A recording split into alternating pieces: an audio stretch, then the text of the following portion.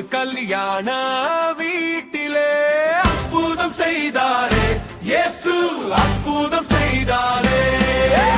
தண்ணீரை திராட்சரசமாய் மாற்றினாரே இயேசு, மாற்றினாரே. உன் தேவைகளை இயேசுவிடம் சொல்லு, மாறிடுமே உன் வாழ்க்கை, மாறிடுமே.